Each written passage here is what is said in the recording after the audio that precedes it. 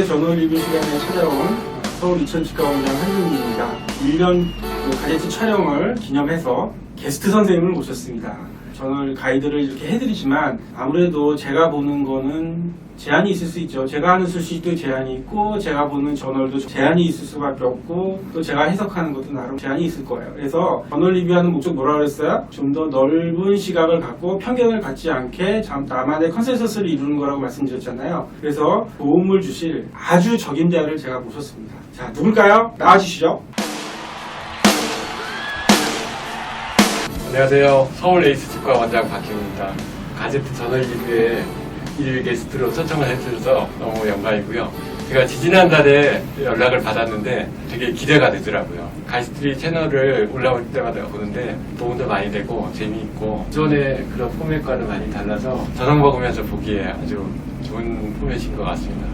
사실 제가 박 원장님 모시려고 작년부터 살짝 언급을 드렸잖아요. 제가 간을 보고 있다가 고대리를 비롯한 가이스트리 기획팀이 생각보다 촬영 일정을 빨리 잡았더라고요. 그래서 빨리 칼을 든 김에 빨리 뽑아버려야겠다 싶어가지고 빨리 연락을 드렸습니다. 그래서 흔쾌히 응해주셔서 너무 감사드리고 있어요. 저도 아주 즐거운 마음으로 왔습니다. 여러분들 아시잖아요? 베스트셀러 있습니다. 이 밑에 CG 해주세요. 제가 돈 주고 샀는데 읽어본 책은 그 책이 마지막인 것 같아요. 그래서 굉장히 도움을 제가 많이 받아가지고 이 시간에 통해가지고 노하우를 또 한번 들을 수 있지 않나 하는 기대감도 있습니다. 사실 제가 보철 저널을 이게 전문적으로 이렇게 보지는 않거든요. 제가 읽는 저널 중에서 이제 보철 관련 내용들이 나오면 그냥 얻어 걸리는 정도?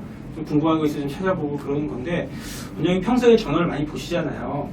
그래가지고 원장님 보시는 저널 중에 뭐 추천해 주실 만한 이제 잡지들이 있는지, 저널 검색하실 때 어떤 뭐 요령이 있는지, 읽는 요령이 있는지 그런 거 있으면 좀 간단하게 소개 좀 부탁드릴게요. 필요할 때마다 저널을 찾아보지만 한 원장님만큼은 절대 안 되고요. 아니요, 저는 필요한 것만 골라서 보는데 전통적인 보철보다는 임플란트 보철에 더 관심이 많아서 더 재미있게 느껴져서 주로 클리니컬 오랄 임플란트 리서치를 제일 많이 클리니컬 오랄 임플란트 리서치요? 네, COI예요. COI요?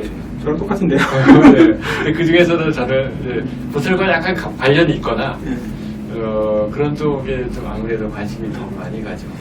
그 외에도 보철 저널 뭐 JPD 같은 그런 거 많이 보실 줄 알았는데 그렇게 잘 열심히 보게 되진 않죠. 전통적 보철이 좀 내용이 많아서 약간 편향된 그런 면이 좀 있습니다. 똑같군요. 이게 저널 페리오돈틀로지는 역시 제가 보는 것 중에도 전통적인 치주 내용이 많아서 패스하는 내용이 많거든요. JPD는 많이 보실 줄 알았는데 그것도 약간 컨벤셔널한 쪽을 좀 딱딱하기도 하고요. 저널하고 페리오돈톨로지도 그걸 보신다고 합니다.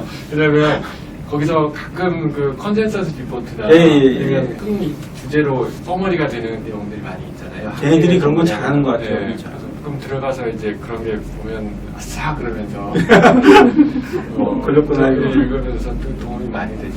요즘엔 IPI 컨센서스 그거 컨센서스 리포트 몇 년 동안의 그런 이슈들을 깔끔하게 정리를 해줘서 정말 도움이 됩니다. 공부 안 하고 있다가 이제 그거 하나 읽으면 뭐 다 얻은 것 같은 공짜로 얻어버린 것 같은. 근데 한편으로 그런 것 같아요. 그럼 컨센서스 리포트가 좋은데 저널 처음 보시는 선생님들이 컨센서스 리포트부터 처음 보기에는 너무 어려운 것 같아요. 그 중간중간에 내용이 인용이 많이 되는데 그 내용 흐름을 좀 파악하고 있은 다음에 좀 읽으셔야 좀 될 것 같은데 사실 저도 컨센서스 리포트도 보면 이제 수술 쪽, 보철 쪽 이렇게 있잖아요. 보철 쪽은 열심히 잘 안 읽어요. 대충 이제 슥슥 눈에 들어오는 거 읽고. 그래서 우리 박혜영 원장님께 제가 부탁드린 사실 그 내용이 있어요. 그래서 제가 지난 시간에 이제 소개시켜드린 그 증례 몇 개 이렇게 보여드렸죠. 요즘은 그래도 임플란트가 있어서 좋긴 한데 모든 경우를 픽스드로 할 수는 없고 치료를 받으시는 분들도 연령대가 높아지다 보니까 임플란트를 이용한 RPD 치료가 이제 많이 보편화되어 있단 말이에요. 그거에 대한 내용을 제가 원장님께 이제 부탁을 드렸어요. 그 내용을 한번 좀 소개시켜 주시면 좋겠습니다. 2개월 전에 한 원장님한테 이제 부탁을 받았을 때 주제를 콕 집어서 얘기해 주셨어요.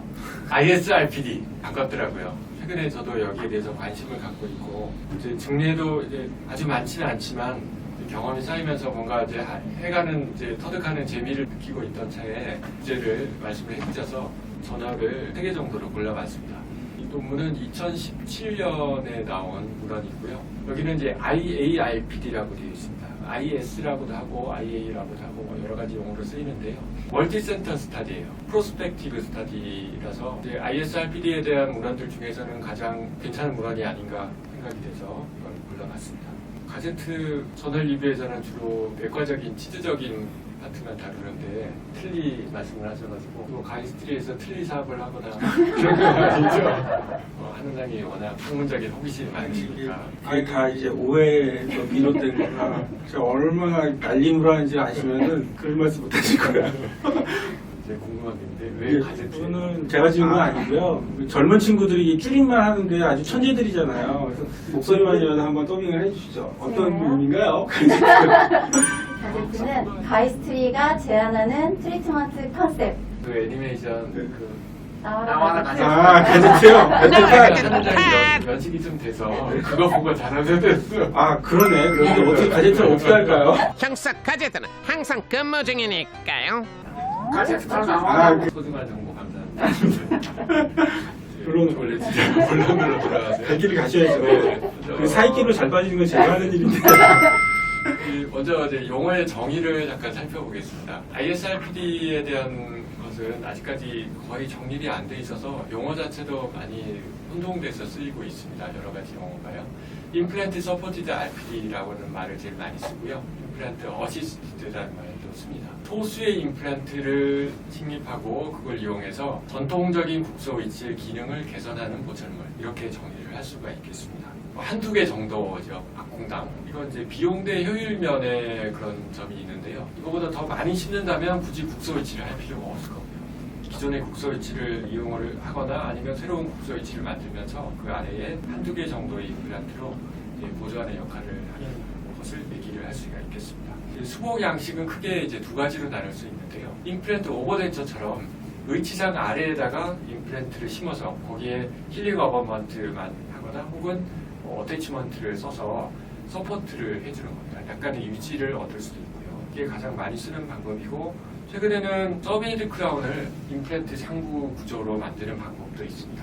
그러니까 임플란트 지지 서베이드 크라운에 클래스프가 걸리면서 컨벤셔널 RPD가 되는 그런 디자인입니다. 한원장님이 더너에 대해서 말씀을 하셨는데 전에는 이제 출력을 해서 읽다가 PDF로 읽게 되고 이게 너무 복잡해져서 엔드노트라는 프로그램으로 이 주제별로 이렇게 정리를 해서 관리를 하고 있습니다. 프로그램 처음 접할 때는 좀 복잡해서 어려웠었는데 적응하니까 또 괜찮더라고요. 그래서 이것만 있으면 어디 가도 필요한 것을 뽑아서 쓸 수 있습니다. ISRPD에 대한 내용들을 저널들을 찾아봤더니 사실 많지가 않아요. 별로 없습니다.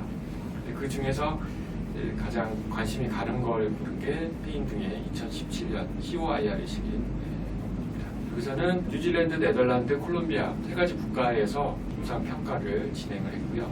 최대 10년까지 팔로우를 했으니까 굉장히 임상적인 퀄리티는 굉장히 높다고 볼 수 있겠습니다.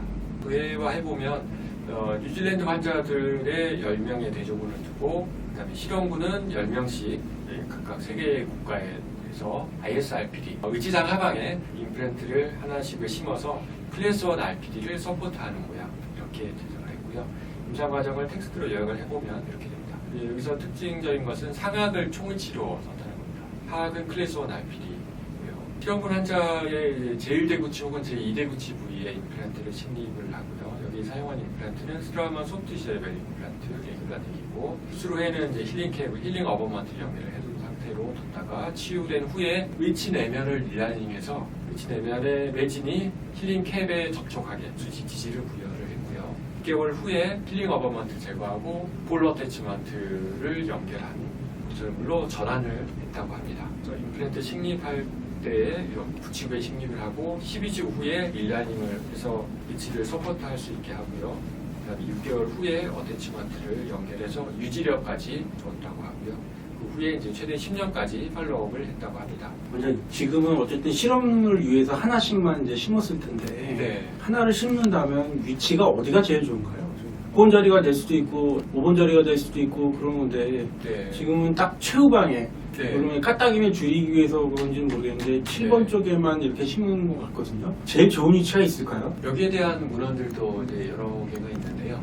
식립 위치를 어디에 하는지에 따라서 저장력이 주로 가해지는 위치, 그다음에 T인 조인트에 가해지는 압력이 어디까지 감소하는가 그런 데 대한 연구들이 있는데요.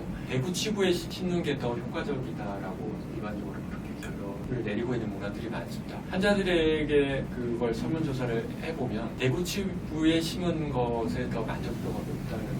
그럼 6번이나 7번은 크게 관계가 없나요? 네. 근데 이제 7번은 보통 수술을 하기나 이런 여러 가지가 까다롭잖아요. 예, 맞아요. 수술하는 건 모르겠는데 저는 오히려 저 위에 크라운을 달면 모르겠는데 네. 어태치먼트를 달아가지고 공간이 좀 나올 만한 그런 것도 봐야 되고 네. 그래서 틀니를 그렇게 문의하는 사람의 입장으로서는 7번보다는 6번 쪽이 조금 더 클리어런스가 많이 나오니까 네. 좋지 않을까 그런 생각에서 여쭤본 거거든요. 네, 저도 그렇게 생각합니다. 7번보다는 후방으로 위치할수록 수직적인 지지 효과는 더 커지거든요. TM조인트 레버리 회전 축에 더 가까워지기 때문에. 근데 뭐 여러 가지 임상적인 그런 편의성이나 그런 걸 생각할 때는 저는 6번 위치가 가장 좋은 것 네. 같습니다. 4, 5번 소구치 쪽은 약간 리치가 좀 얇은 경우들도 있을 수 있으니까 그리고 7번 쪽은 또 신경관과의 거리를 또 생각해보면 6번 쪽도 선택할 수 있으면 나쁜 것은 아니다 그렇게 해석을 해도 되겠습니까? 예. 그런 거를 좀 짚어주셨으면 훨씬 정말 도움이 되죠. 너무 잘 나오셨다니까요. 이 임플란트 서바이벌에 대한 내용인데요. 10년 후에 임플란트 자체의 서바이벌이 92%예요. 보통 이제 고정성 임플란트 모델보다는 조금 떨어지죠. 네, 좀 다소 낮은 수치라고 생각하는데요. 여기서 보면 레이트 페일러가 좀 많았다고 합니다. 10년 후에 몇 개 임플란트가 그리고 이제 길이가 짧은 임플란트가 탈락된 것들이 좀 있었다라고. 레이트 페일리어가 많았던 오버로드가 조금 주 원인이라고 하면 되나요? 예, 그럴 수도 있고요. 그 의치 하방에 예. 임플란트가 붙여 있으면 거기가 이제 클렌징이나 알레르기한 면에 있어서는 계속 바람직하지는 않거든요. 완전히 닫혀 있는 상태니까요. 미생물에 의한 자극이나 기계적인 자극 이런 것들이 의치 동반돼서 그런 거 아닌가 하는 생각이 듭니다. 네. 하나의 임플란트로 그 의치상 전체의 저장력을 받다 보니까 좀 불리한 점이 있는 것 같아요. 그다음에 여기서 측정한 이제 임상적인 자료는 ISQ 밸류인데요. 약간씩 증가하는데 임상적으로 큰 특이사항은 보이지 않고요. 그리고 크리스탈 본 레벨도 큰 변화를 보이지 않았다고 얘기를 하고 있습니다. 그 티슈 레벨 임플란트였죠? 예. 그래서 2mm 예. 그다음에 같은 이 그룹에서 또 다른 문헌이 하나가 있습니다. 방금 말씀드린 이 문헌은 임상적인 팩터들을 평가를 한 것이고요. 그다음에 이제 환자의 만족도를 평가한 문헌이 하나가 있습니다. 이제 이 문헌에서 얘기한 건 저도 여기에 굉장히 공감을 하는데요. 클래스 1 RPD가 RPD 중에서는 가장 불리한 조건이잖아요. 네. 수직 지지가 없기 때문에. 너무 어려웠던 얘기. 예, 저도 정말 어렵다고 생각합니다. 이 후방에 대구 치부의 임플란트를 편축으로 하나씩 정도만 식립을 하게 되면 클래스 1에서 클래스 3에 가까운 쪽으로 가게 예. 거예요. 어떻게 보면 급이 다른 거죠. 급이 게임이 안 되는 것 네, 같은 거죠. 이게 가장 드라마틱한 변화가 아닌가 생각이 들고요. ISRPD의 임상적인 효과에 대한 문헌들을 보면 클래스 1 RPD를 사용하는 환자들 혹은 부치부가 없이 지내고 있는 환자들에서는 TM 조인트에 가해지는 압력이 굉장히 커진다고 하거든요. 여기 임플란트를 심어서 치아 자체에서 수직 지지를 얻게 되면 훨씬 더 효과적인 교합의 안정성을 얻을 수 있다라고 얘기를 하고 있습니다. 이번에서 이제 환자 설문조사한 것들을 보면 올드렌처를 끼고 있었을 때, 그 다음에 새로운 의치를 껴주고 컨벤셔널 의치를 껴주고 거기에 힐링 어버먼트를 꼈다가, 그 다음에 볼 어태치먼트를 꼈다가 여기서 순차적으로 이제 변화하는 환자 만족도를 조사를 해보면 3년 후에 전반적으로 환자의 만족도가 유의성 있게 개선이 됐다라고 얘기를 하고 있습니다. 환자 입장에서 얘기하는 것이고요. 그 다음에 힐링 어버먼트를 꼈을 때에 비해서 볼 어태치먼트를 사용했을 때 더 만족도가 높았다라고 하는데요. 이건 아무래도 위치의 탈락력에 저항하는 유지력이 볼 어태치먼트에 의해서 형성됐기 때문에 그런 걸로 측정할 수가 있겠습니다. 여기서 얘기하는 것은 하악의 IRPD는 전통적인 RPD에 비해서 좋은 치료 옵션이다라고 얘기를 하고 있습니다. 여기까지는 이제 좀 긍정적인 내용인데요. 틀니라는 것은 이 ISRPD도 틀니의 범주를 가철성의 범주를 벗어나지 못하기 때문에 가철성에서 나타나는 모든 컴플리케이션이 다 나타나더라고요. 저도 많이 경험을 했는데요. 여기서 보시는 것처럼 클래스프 조정, 위치상의 파절, 치아의 탈락, 온갖 것들이 다 일어난다고 얘기를 하고 있습니다. 굵은 글씨 써줘야 좋은데 네. 저거 사실 저는 대충 봤거든요. 가능하면 한글로. 빨간 글씨가 이제 좀 예, 빈도가 높은 거죠. 예. 그리고 여기 실린 이제 그림 도해를 보면 지금 이제 클래스프 파절, 위뚜껑 날아가 어태치먼트가 탈락하거나 아니면 소켓이 탈락하거나 우리가 임플란트 오버덴처에서 흔히 보는 컴플리케이션이잖아요. 저 위뚜껑이 날아가는 것은 저런 일도 저도 겪었었는데요. 반드시 가철성 의치의 오버덴처 형식으로 수복을 할 때는 그 위에 메탈 프레임워크가 지나가서 직접으로 지지를 해야 합니다. 근데 그것까지 생각하면 클리어런스가 더 좁아지잖아요. 네, 그렇죠. 저 지금 F 그림 제 오른쪽 아래 그림을 보시면 볼 어태치먼트가 수직 공간을 조금 더 많이 필요로 하거든요. 직경은 작습니다. 이거보다는 로케이터가 좀 더 낫지 않나, 공간이 부족할 때는 그런 생각이 들고요.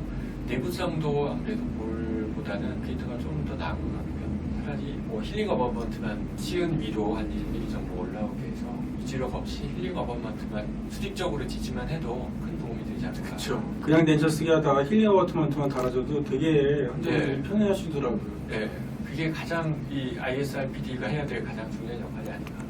유지는 좀 부수적인 거라고. 그래서 이 문안에서 이야기를 어태치먼트 덕분에 환자의 만족도 높아지는데 그만큼 해야 될 일들이 더 많아진다. 물론 저 유주관리 비용 다 청구하시죠. 혼자 가서 기간을 가서 이제 적당히 아, 해야죠. 저게 참 곤란한 이 문제더라고요. 한국적인 정서가 참 어렵습니다. 여력건. 그 유지 비용의 코스트가 많이 들지 않는 쪽으로 유지 디자인을 해야 될 것 같아요. 볼 어태치먼트는 솔직히 말씀드려서 안 써봤고요. 로케이터는 좀 써봤는데 네. 그거보다는 서베이드 크라운을 만들어서 하나를 심더라고요. 네. 거기다 클래스프 거는 게 저같이 이제 보초를 잘 못하는 사람들은 선호하게 될 수밖에 네. 없더라고요. 보면 맞습니다. 그런 제 건 말이- 어떨까요? 저도 그래요. 아, 너무 감사합니다. 그렇게 말씀해 주시니까 보살의 가장 대원칙은 단순해야 되잖아요. 맞아요. 단순한 유지, 게 가장- 유지 관리가 좀 손이 덜 가고 네. 근데 그렇게 말씀해 주시니까 얼마나 마음이 편안해지는지 모르겠어요. 세 번째 또 하나를 준비를 했는데요. 여기도 비슷합니다. 2012년에 나온 문헌인데요. 클래스 1이나 2 RPD에다가 볼러 어태치먼트를 연결을 해서 환자 만족도를 조사한 문헌인데요.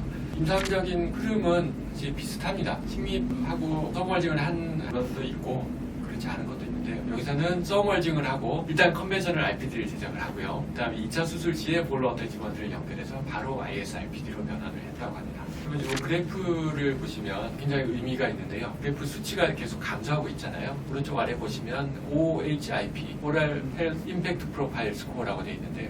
이게 만점이 196점이에요. 구강 내에 뭐 치아가 상실이 됐거나 뭔가 문제가 있어서 환자에게 설문 조사를 했을 때 불편함을 느끼면 점수가 높아집니다. 196점이면 최악의 상황인데요. 이 그래프 변화를 보시면 처음에 치료 전에는 수치가 60이 넘었어요. 컨벤셔널 RPD를 끼는 순간에 이 수치가 아주 감소하죠. 컨벤셔널 의치만 해도 환자의 구강 건강을 많이 개선할 수 있다는 것이고요. 그 다음에 한번 떨어진 다음에는 밋밋하게 가잖아요. 그러다가 어태치먼트를 연결해서 ISRPD로 변환을 시켜주면 또 다시 수치가 감소하고 지속적으로 감소해서 결국은 24주 후에는 21이라는 OHIP 스코어가 나왔습니다. 이 ISRPD는 프리핸드 RPD에서 환자의 구강 건강을 현저하게 개선할 수 있다. 이렇게 정의를 내리고 있습니다. 저 정도면 뭐 완전히 환자분 입장에서는 새 세상을 사는 느낌일 것 같습니다. 네, 만족도가 꽤 높은 것 같아요. 근데 어디까지나 이제 가철성에 부분에서 예. 비용 대비율이면 가성비 이에 해당하는 이제 몇 가지 환자의 증례들을 보여드리려고 하는데요. 딱 보시면 약간이라도 겪어보신 분이면 뒷골 땡기시는 게 있어요. 엇갈린 경우. 상당히 쉽죠. 네. 정말 쉽지 않은 최악이에요. 케이스. 막, 예. 치아가 차라리 없는 이보다 못한 네. 상황이고요. 엇갈린 교합이 서로 트라우마를 줘서 장기적으로 굉장히 치조제 흡수와 프리자 플레인의 변형 같은 것들을 많이 유발을 할 수가 있는데요. 10여 년 전에 초진 사진인데요. 제가 뭔가 이제 그걸 개선을 해보고 싶었어요. 그래서 잘 몰랐지만 자연치가 있는 부위에 대합되는 부위에 소수 임플란트를 심어서 ISRPD를 제작을 해봤습니다.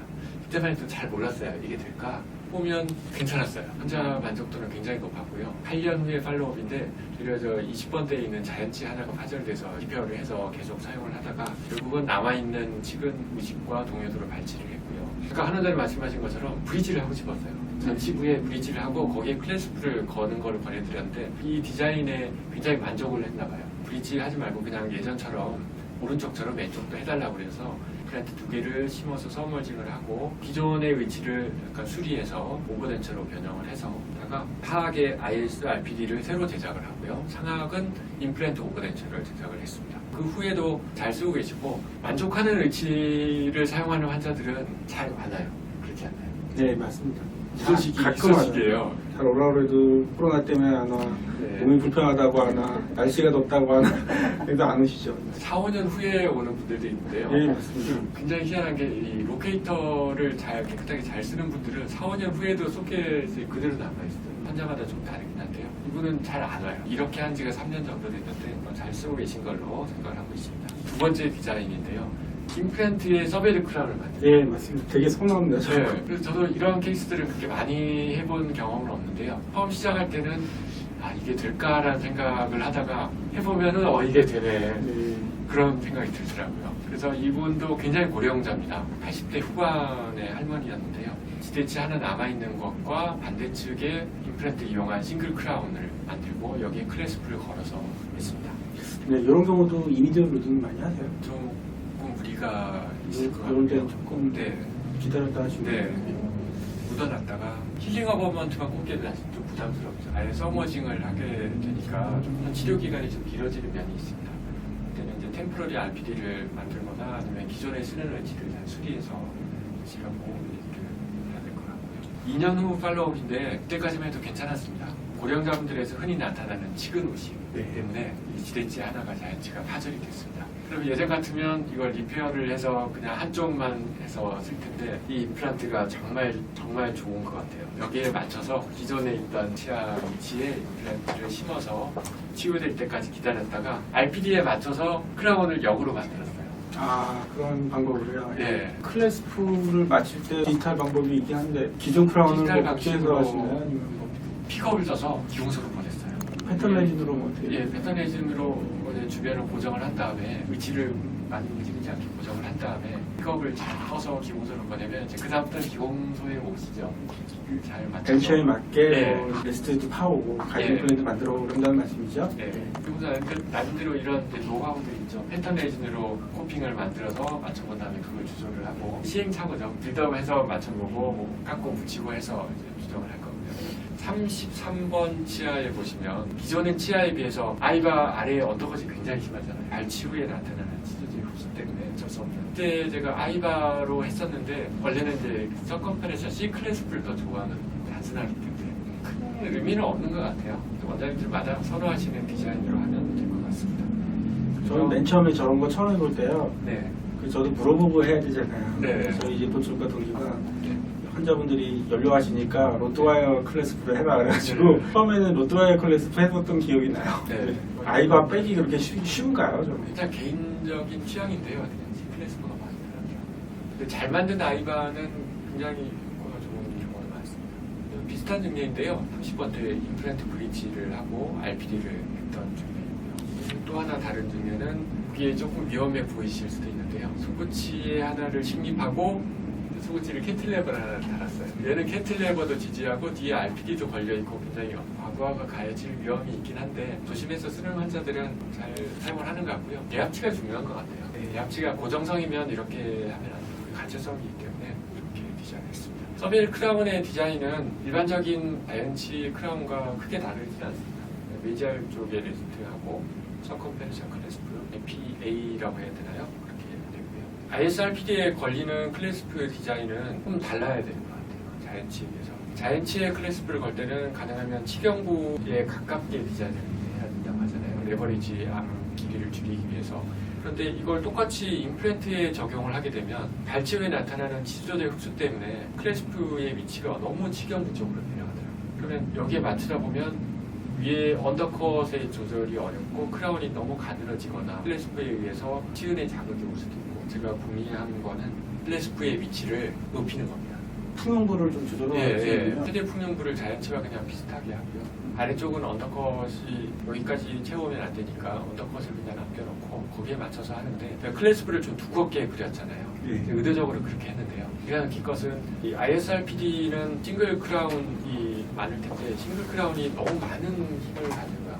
지지에다가 유지에다가 여러 가지 힘을 받기 때문에 차라리 유지에 대한 부담을 좀 줄이고 호리존탈 스테빌라이제이션 정도만 하는 게 어떨까 그런 생각을 해서 대신에 이렇게 하려면 클래스프가 플렉시빌리티가 좀 적어야 되겠죠. 두껍게 만들고 유지는 사실 거의 없거나 아주 약하게 해서 호리존탈 스테빌리티만 넣는 쪽으로 하면 어떨까 그런 생각을 해서 이렇게 적용을 하고 있습니다. 아무래도 임플란트 하나다 보니까 그런 네. 생각을 하신 것 같네요. 네. 그리고 양쪽에 심어진 임플란트가 프레임에 의해서 약간의 스프린팅 효과를 얻으려면 클래스프가 플렉스블 한 것보다는 차라리 리지드한 게 더 낫지 않을까. 그럼 또 환자분들이 빼기 어려워하진 않나요? 어떠세요? 대신에 이제 유지력을 아주 약하게 아주 해서 약하게. 어떤 것에 걸리는 부위를 조절을 잘 하면 괜찮을 것 같아요. 앞에 보시는 것들은 이제 싱글 크라운으로 하는 것들이 대부분인데요. 만약에 이제 하악에 이렇게 두 개를 심어서 한다면 저는 브릿지가 훨씬 더 안전하다고 생각을 합니다. 근데 임플란트 이것도 이제 브릿지를 예, 보시는 딕스는 거죠? 브릿지나 호이는 브릿지 이런 것들을 해서 여기에 클래스프를 걸면 훨씬 더 안전할 것 같고요. 저장력이 좀 강한 환자이거나 대합치가 좀 강력하다면 이렇게 하는 게 임플란트 서바이벌에 있어서는 더 좋지 않을까. 임플란트도 서로 스플릿하는 예, 효과도 예. 근데 이제 브릿지로 할 수도 있고 자연치의 바처럼 임플란트끼리 바로 연결하고 그 위에 달 프레임과 의치상을 얹어서 하는 방법도 있을 것 같아요. 근데 제가 이 방법은 해보지는 않았습니다. 이 방법도 충분히 적용이 가능하지 않을까라는 생각을 해봤습니다. 준비한 내용은 이제 여기까지입니다. 제가 옆에서 듣고 있었지만 정말 도움이 많이 됩니다.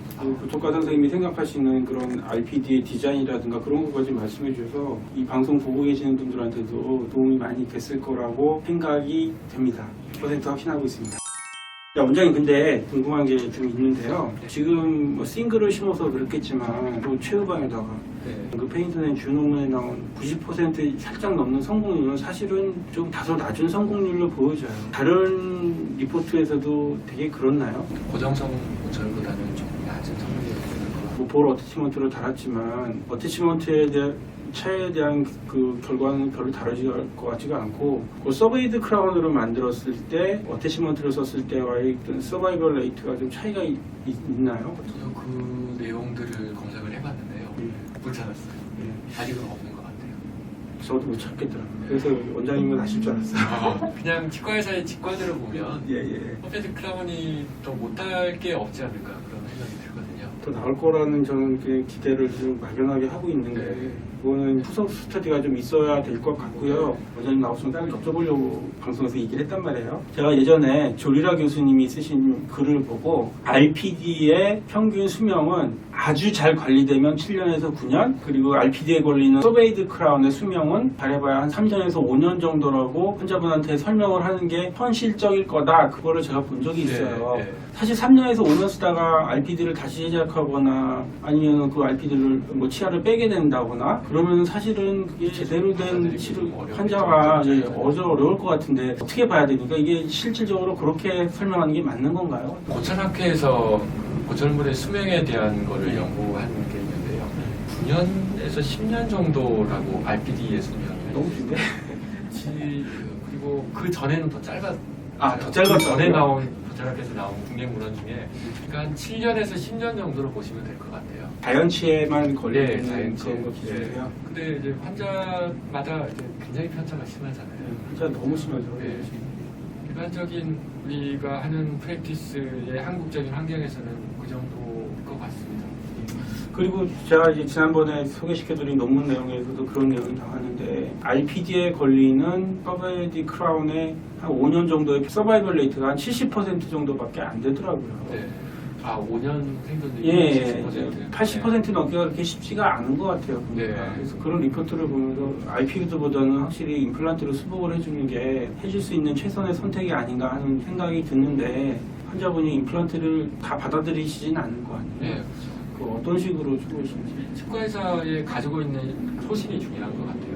임플란트 지지 고정성 고철이 비교도 안 될 정도로 월등하다는 것을 게임이 안 되죠. 그걸 환자에게 자신 있게 얘기해 줄 수 있고 환자 상황에 따라서 가철성 의치를 할 수는 있지만 상당히 불편할 거라는 거를 얘기를 합니다. 나중에 이제 그걸 기억을 못 하거나 그렇죠. 그게 아주 참 네.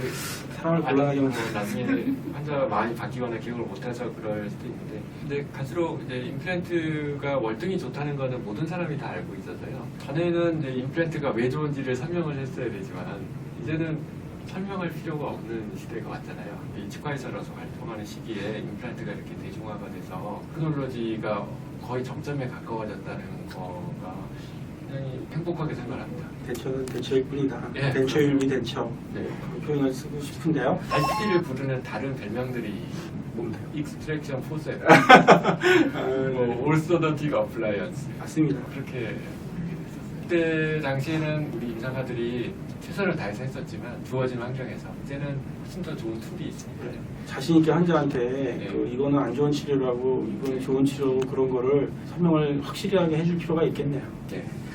마지막으로요. 저희 방송 보시는 분들이 저도 전해드린 얘기인데 치주과 수련의 선생님들이 많으시더라고요. 네. 그래서 보철 옵션도 굉장히 관심이 많으시겠지만 수술을 지금 한참 하실 그런 때인데 임플란트 서포티드 RPD를 많이 해보시는 입장에서 그럼 임플란트 수술할 때 뭐 주의사항이라든지 뭐 있으면 간단하게 좀 설명 좀 해주시면 좋겠어요. 가장 중요한 게 임플란트의 포지션이라고 생각해요.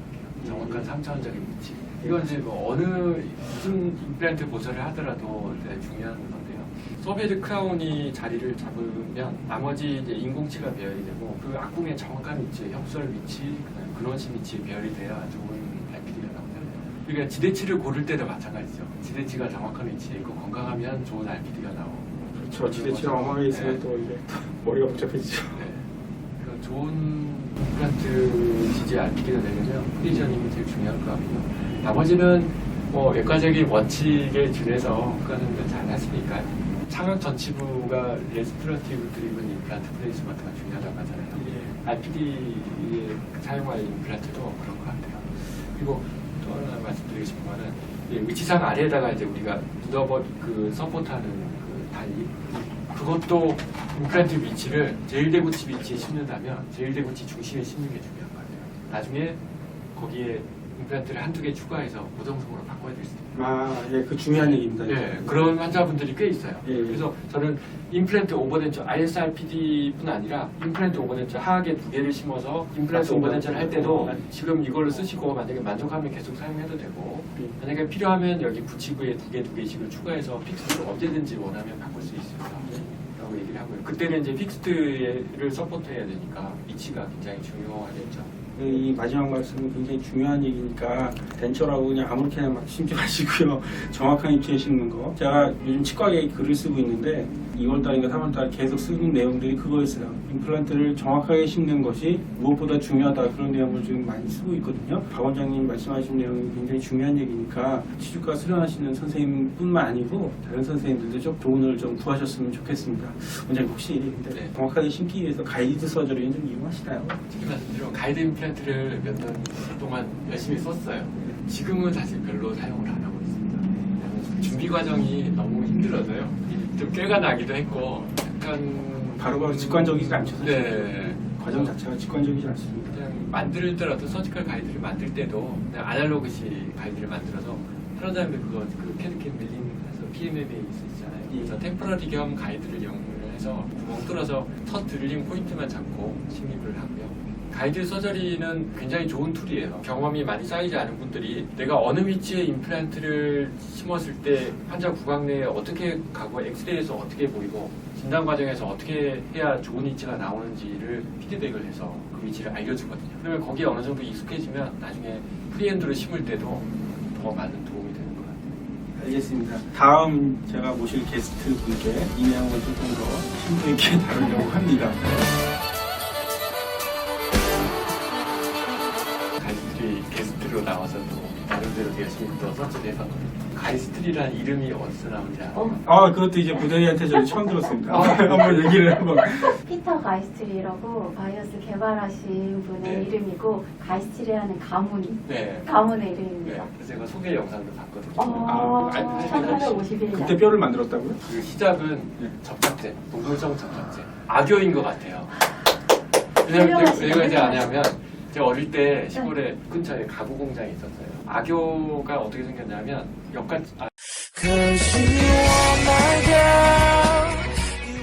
여처럼 생겼어요. 여처럼 생겼는데 그게 딱딱해요. 그 생녀처럼 생겼는데 그 딱딱한 거를 이제 필요할 때 부셔가지고 물을 섞어서 중탕을 해요. 그러면 끈적끈적한 접착제가 되거든요. 근데 그걸 못을 쓰지 않는 지금 보면 친환경이죠. 가구를 붙일 때 그 나무길 붙일 때 사용하는 게 그거거든요. 수용성 천연 접착제. 맞습니다. 근데 그 제품 통에 가이스트리라고 써 있었나요? 아니요, 그거 아니고요. 지금도 있어요. 있어요. 오, 네. 몰랐네요. 그럼 있어요. 그런 제품을 만드는 그래서 거기서 이제 뼈하고 가죽 이제 부산물을 가지고 만들거든요. 가죽하고 뼈, 인대 이런 거 이제 네네. 먹고 못하는 거를 끓여가지고 단백질을 분해하면 이제 일부 콜라겐이 가수 분해되면 이제 젤라틴이 되는데 그 젤라틴이죠 일종의. 맞습니다. 거기서 이제 뼈를 삶고 굽고 하는 노하우가 생겨서 그 닥터 보인하고 합작해서 네. 만든 게 가이스트리 바이오 네. 머티리얼. 제가 맞습니다. 열심히 서치해봤어요. 와. 가이스트리가 이제 가문의 인패밀리 네임이잖아요. 네. 가이스트가 독일어로 스피릿. 아, 스피릿이죠? 스피릿. 독일어 그 공부했는데 모르죠? 리히가 붙으면 이제 형용사잖아요. 네. 근데 그게 실제 이름하고 뭐가 관련있는지 모르겠지만 아무튼 사전에 보면 네. 가이스트리가 독일어 사전에 있어요.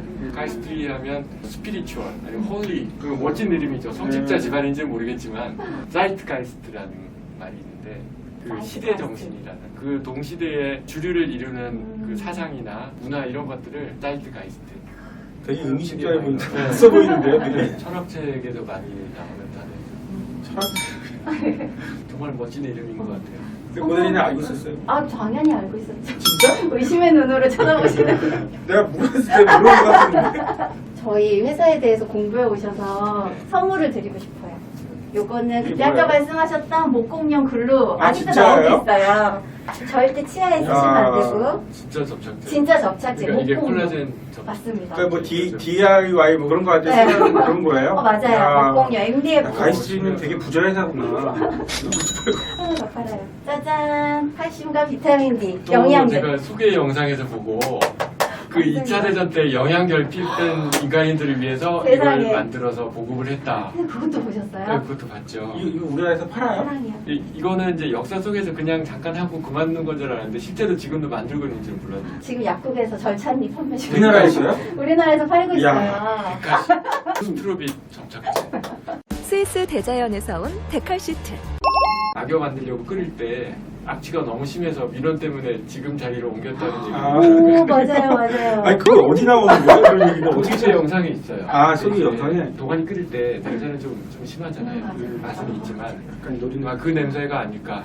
그리고 우리나라 사람들이면 익숙하게 그냥 놔뒀을 텐데 네. 그렇죠. 그래서 이렇게 외딴지는 곳에서 이렇게 그러니까 민원 안 들어오고. 시골에다가. 며칠이 엄청난 회사구나. 사람에 쓰는 건 아니고 다 집에 뭐 떨어진 거 있는데 가서 붙여봐야 되겠다. 이걸 위해서 네. 몸을 바친 토에게 아 이것도 소에서 만든 거예요? 콜라겐 같은 경우에는 저희 돼지에서 수출하고 있고요. 네. 아니 독일 특산품 하나 또 있잖아요. 독일 특산품. 젤리. 하리보, 하리보. 하리보. 그 벤츠 BMW 네. 최고 특산품이잖아요. BMW예요. 그거는 돼지 콜라겐들을 만든대요. 사전 조사를 너무 많이 했다. 야. 제가 젤리를 좋아하는데 아, 그 마이구미나 뭐 꿈틀이는 너무 달아요. 그 달지 않은 적당하면서 좀 씹는 쫄깃한 맛이. 맞아요. 하리보가 짱입니다. 네, 마이구미는 너무 무르고 달아요. 젤리 박사님. 아이스트리에서는 그 하리보 같은 거 만들 기회가 아. 있는데 의사는 건의 한번 해보시지. 꼬리곰탕하고 도가니 같은 거 그런 거 만들면은 게스트로 오셨다가 사업 제안까지. 자 오늘 프로야구로 치면 추신수급의 대여가 게스트로 나와주셔가지고 제가 정말 너무 감사드리고요. 보람 있었던 시간인 것 같습니다. 그래서 알쓸신잡이라고 부가적으로 듣게 된 이런 얘기들도 참 신기하고 참 즐거운 시간이었던 것 같습니다. 시간이 있으면 다음에 한번 또 이렇게 노래 한번 또 네. 응해 주실 거죠? 네. 아그 얘기 안 하면 내가 얘기하려고 했는데 이걸 보면서 이제 고대리 마음속에 생각하는 게 있을 거예요. 이게 역겹다. 막 이런 생각을 하고 있을 것 같아요. 나중에 조용히 말씀드리려고 했는데 오늘은 여기서 접도록 하겠습니다. 다음 시간에 조금 더 다른 내용을 가지고 찾아뵙도록 하겠습니다. 감사합니다.